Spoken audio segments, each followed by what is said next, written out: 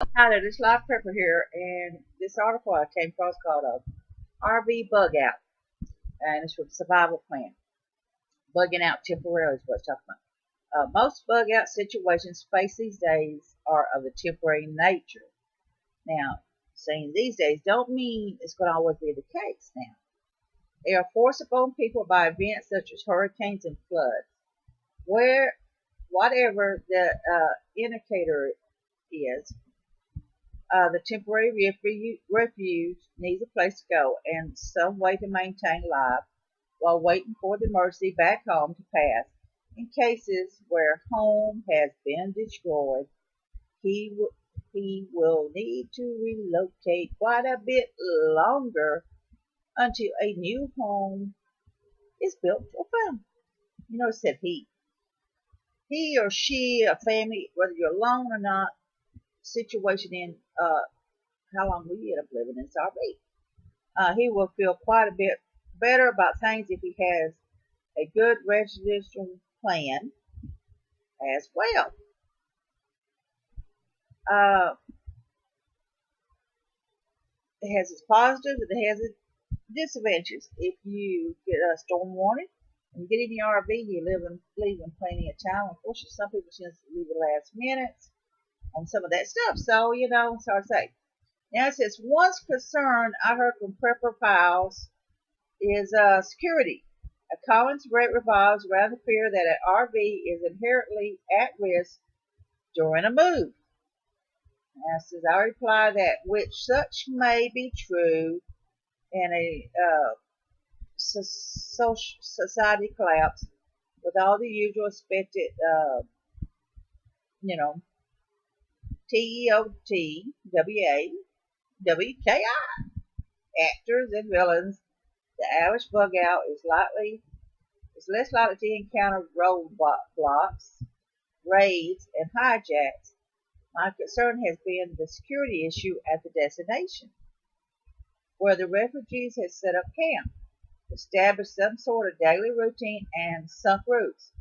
You can't just pack up and go on 5 minutes' notice. Security at the BOL is important too, and maybe even more important than while en route. So that's the thing he's talking about having the RV situation. If you've already found once your designated spot, maybe you got another piece of land, maybe you know some people that have some farmland in another state, whatever, and you're staying there with their permission or whatever the reason, or you're staying in some parks or something, and things may change. If you have done any sort of RV camping beyond boondocking, you likely notice a aspect of it, a general neighborhood feeling in the air. Uh, Wave at someone in the campground and you'll get a smile and a wave back. Let someone see that you're having a problem and they'll help you out. Having trouble backing into that space, the guy across the road might magically appear in your rearview mirror, especially where you need him to be. And just when you thought you were alone in the world, the neighborhood feeling uh, that you get from most campgrounds. Now, usually there is a kinship between these people, between this type of lifestyle. And I didn't mean to say these people. I'm sorry about that. A lot of them live in their RV pretty much. They travel around the United States. They belong to RV clubs and things like that. Some of them sold their homes, took early retirement, whatever reason. Some of them just had enough of society and decided they want to live, travel around, and do whatever. Uh, it's a variety of reasons. And they develop a family bond through this here becoming acquainted with one another. Now it says campers are plenty self-sufficient people. They plan their trips, carry supplies, tools, equipment, and know how to use them. Get a bunch of them together in one place, and you have a group that doesn't carry the same concerns that the average refugee does. Where one group likes, another can supply. Because they pretty well count on each other. They take care of each other basically in this here. The RVBOL is best beyond the range of the disaster. But if it is intact and populated, it can be within the area. In my opinion, the better parts are those with a monitor interest, modern hookups, working or not under the present circumstances, and an obvious appears of upkeep. These things suggest regular visitors and a evolved management. Basically said if you go to an area where it looks pretty run down, it might not be where you want to be. It might not be what you need at that particular time. But you know, you may need that particular. You just don't know. This type of park will attract more responsible customers. As with other preps, the work in identifying this place is best done in advance. This requires some thought by you in determining what might happen in your area and what route out of there will be open under the conditions. You know, I've talked to different ones talking about they want to get an RV. You know, I've talked about maybe getting a camper to hook up to my vehicle where I can travel a little bit more and things and something like that. You have to think on that, and it does have its advantages and it does have its disadvantages in some of it. If worldwide SHTF happens, this will give you some kind of you can maybe bug out from where you're at and you got this living situation in.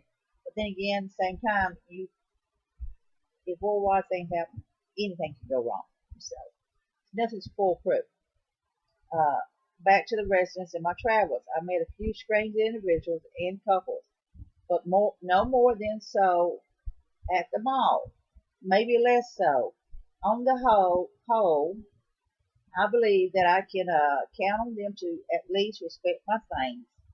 It's hard to do any sort of mischief in a park setting where everyone is used to watching out for each other. I said they develop their own family basically. It's like a family unit when you do that. It's hard to ignore a troublemaker when that same do well might pick a more personal target under bug out conditions. It shouldn't take long to group together with most of the park visitors and establish some sort of neighborhood watch. They will be as concerned about their group and their things as you. So now this gentleman's just talking from personal experience of what he himself, who does his RV in this situation. A lot of rigs are equipped with CB radios, and some groups carry portable radios. Air horns are common, and can be devised with any of these. Under most severe conditions, you might decide to go armed, but warn that firearms are generally prohibited. You'll be breaking a few rules and maybe a few laws if you go in armed. That might not mean a whole lot to you if you find yourself needing to protect your park from looters or thugs intent on cracking that particular nut. I would not be surprised to see several RVers presenting when the need rises. It's up to you on how to proceed. It was seen that the potential for a solid group structure in the park, BOL, a few responsible armed members would go a long way to making the place even more secure. Now, he's talking about the arm. Now he's kind of talking like everything's still in function. Okay, you still got the rangers there. You still got the monitors. You still got the lights. You still got all this other stuff. But if an SHTF happens worldwide, that is going to go kind of out the window, basically. There's there's going to be no gas because the pumps is going to all shut down if there's no electricity. If the electricity is still working, then you're good. But you get there with the situation, and it's worldwide. And at first, a lot of them probably won't bother. Probably won't. But as time goes on, they're going to need those guns and ammunition. They're going to need that protection to protect them in a SHTF worldwide event, if that should ever come to it. It says so. And then another thing you have to think too,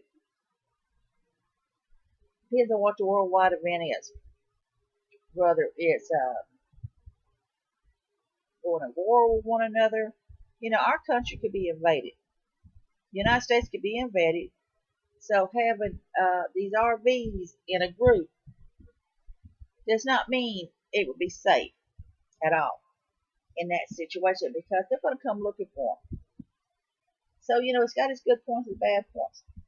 But SHTF happens worldwide due to a virus outbreak or due to the so-called zombie deals and things like that, total power failure, then I can see this standing a better chance than if we was invaded by another country. Say, under, it said under most severe conditions. So let's go over a few things to do. And remember, it says, scout your RV ahead of time. Stay there a couple of times and see how it feels.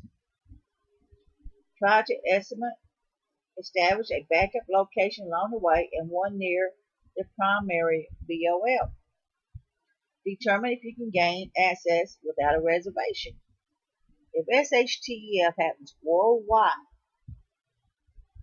there is going to be no reservation. If we get invaded by another country, there may not be no reservation there. So,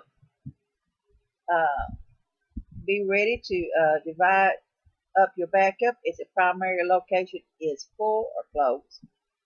Practice at least one time contained evacuation to test your preps and skill. If you can, set up on public land. If all plan fails, your last BOL or resource. If you're going to do public land in a SHTF worldwide, you need to decide where it's going to be. First of all, it needs to be off the road somewhere.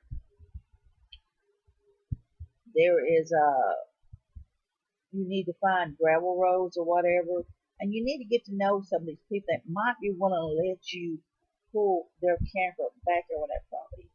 And something to think on on that, because that could be a sticky situation, scouting those areas out. To enhance your plans, try these.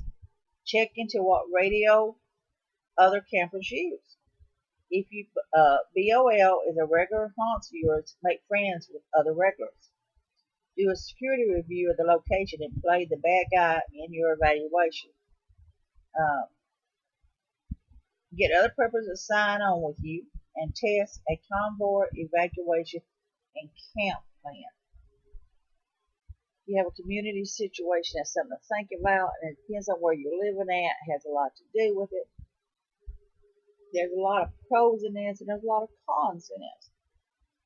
Some people, when they're talking about doing their RV, they're not talking about getting in one of these campsites and be with another group. They're talking about bugging out to a location they need to go to and getting there in this RV and living in it for a time if they have to in a situation. Some of them maybe have arranged plans with other RVers. So there's a variety of things to think about here. It's a good thought.